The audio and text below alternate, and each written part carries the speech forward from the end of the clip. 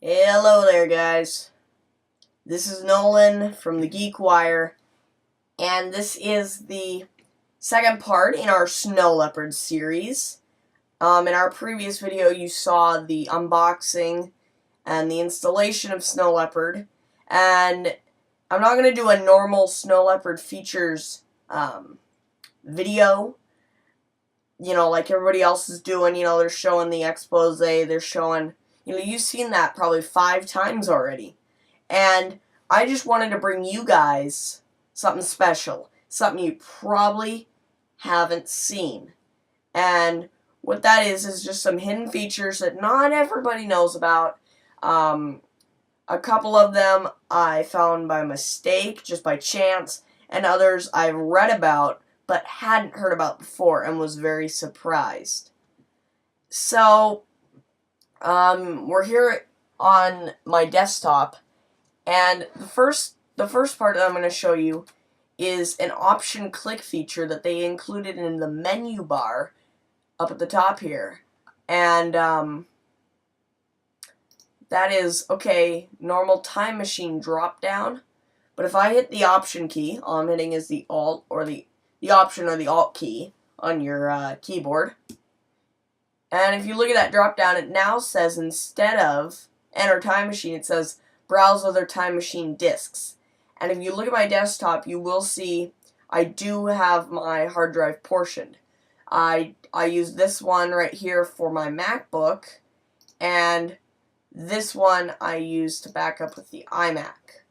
I'm using a 1 terabyte drive, so I only partitioned off maybe about 100 gigabytes for the MacBook and partition off the rest just for the iMac.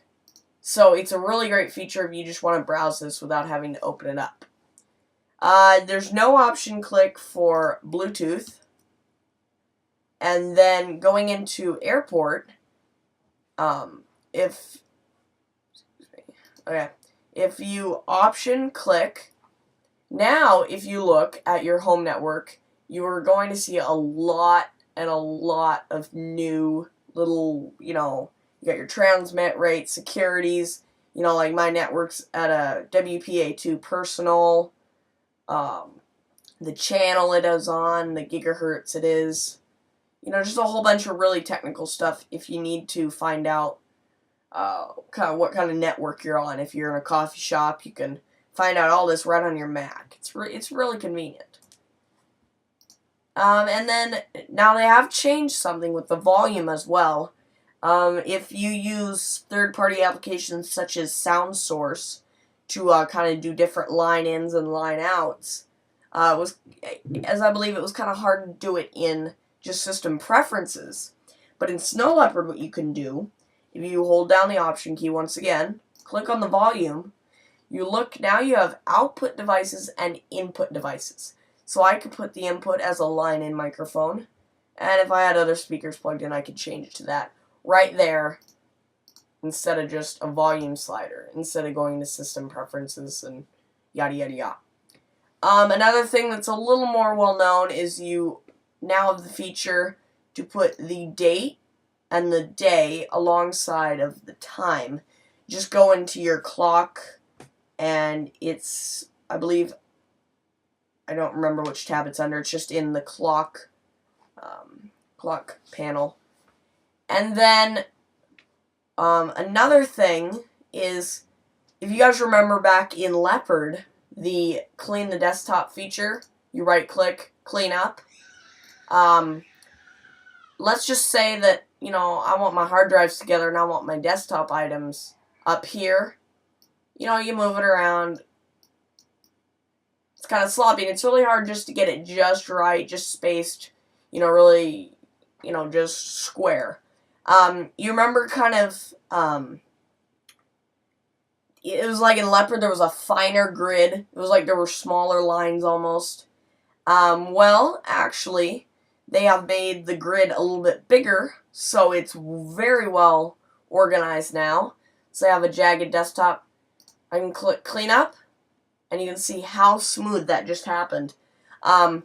It's just picture, like a really fine graph paper, where you got the little tiny boxes, and it's just expanded boxes. I believe that's kind of the difference. I just kind of noticed it when I was just kind of playing around. Before, it was really, you know, it would fix it so it was like that, and you would have to like drag it over, you know, so far and then clean up. You had to get it very precise before you hit the cleanup button. Now it's really easy. Now, of course, it's going to go into its own grid, but you can see it's a lot more easy when you're just trying to clean up your desktop. So, that's about it. That is just a few Snow Leopard features I just wanted to show you guys. Some things you might not have heard about, you know, hadn't seen before.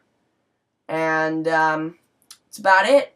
So, I hope this was informative for you guys. You can check out the website, TheGeekWire.net. You can shoot me an email. That's nolato@TheGeekWire.net. That's NOLOTTO @TheGeekWire.net. I will answer emails as soon as possible.